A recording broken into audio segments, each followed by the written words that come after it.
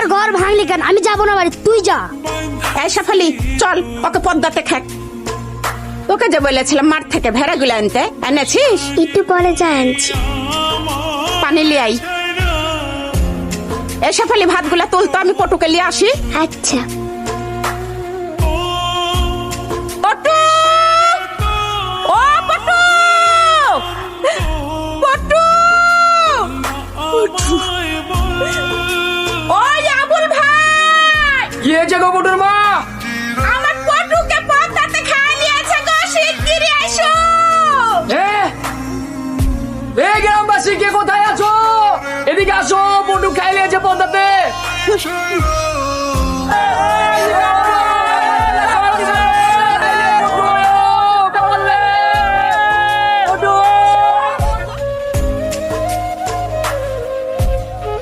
যাবেন আপনারা নৌকায়? হ্যাঁ হ্যাঁ যাবো। গুচ্ছগ্রাম যাবেন? যাব। কত? 200 টাকা লাগবে। আচ্ছা চলেন। গ্রামটা ওই পার দিয়ে কত দূর? ওই পারের চরের ভিতরে মোটরসাইকেল আছে, ওই পার থেকে 5-7 মিনিট গেলে গ্রাম। আচ্ছা, এই নদীর পানি কতদিন থাকে? 2-3 মাস। আচ্ছা মামা, আপনার দৈনিক ইনকাম কত? 400-500 টাকা। বলেন কি, এই দিয়ে কি সংসার চলে? কি করবো মামা, চলে না তো চালিয়ে নিতে হয়। এই যে বুঝছো, এই গ্রামটাতেই আমরা এখন আমাদের কাজগুলো শুরু করব।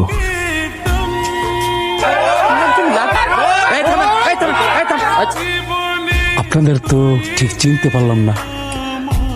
আমার নাম মিশুক, আর ও আমার স্ত্রী ফিদু। আমরা কমিউনিটি ওয়েলফেয়ার থেকে এসেছি। আমরা বাংলাদেশের বিভিন্ন গ্রামে যাই, অনুন্নত এলাকায় যাই এবং আমাদের অফিস সেই এলাকার উন্নয়ন নিয়ে কাজ করে। আমি আব্দুল জব্বার, এই এলাকার মোড়ল। আমি ঝেটে। কি বীরেরা, তোরা সব দাঁড়িয়ে আছিস কেন? একে একে সবার পরিচয়টা বল। আমি লালু। আমি বঙ্কা। আমি যেগুলো স্যার আমি বধু। আমি জমেলা। আমি এই গ্রামের সবাইকে থাম, আর বলতে হবে না স্যার। এক একটা দুষ্টু শয়তান বদমাইশ। আচ্ছা, আপনারা সবাই এখানে আছেন, আপনারা আমার কথাগুলো মনোযোগ দিয়ে শুনুন।